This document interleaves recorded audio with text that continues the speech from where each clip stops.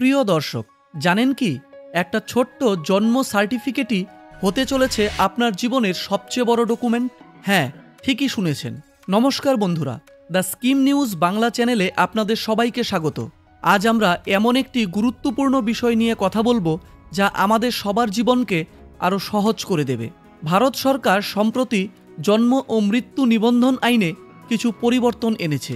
এই নতুন নিয়মগুলো আসলে কি আর কিভাবে আমাদের রোজকার জীবনকে প্রভাবিত করবে, চলুন জেনে নিই।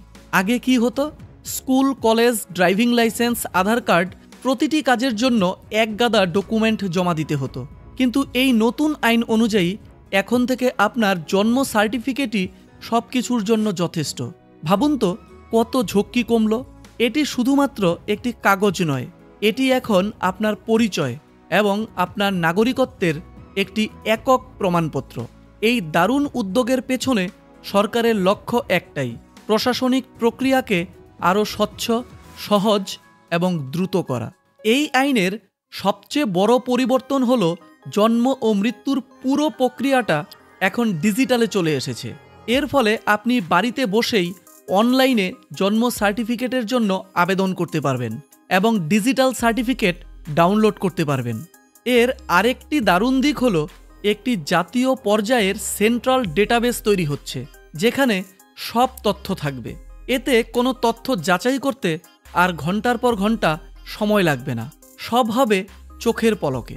আর হ্যাঁ, এটি আমাদের পরিবেশকেও বাঁচাবে, কারণ কাগজের ব্যবহার অনেক কমে যাবে।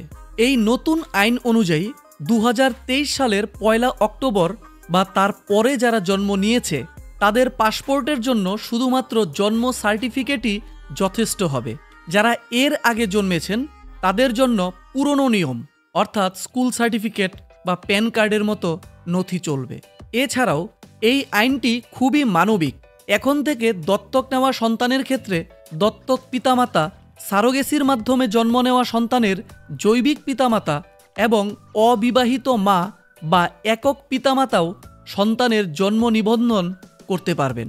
এটা সত্যি একটা বড় পরিবর্তন যা সবাইকে সমান অধিকার দেবে। আরও কিছু গুরুত্বপূর্ণ তথ্য জেনে রাখা প্রয়োজন।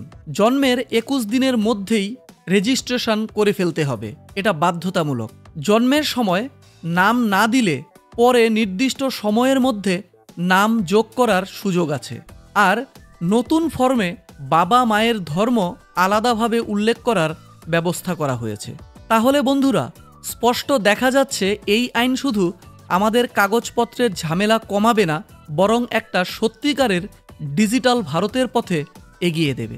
এই তথ্যগুলো যদি আপনাদের ভালো লাগে তাহলে ভিডিওটিতে একটি লাইক দিন, বন্ধুদের সাথে শেয়ার করুন, যাতে তারাও এই গুরুত্বপূর্ণ খবরটি জানতে পারে।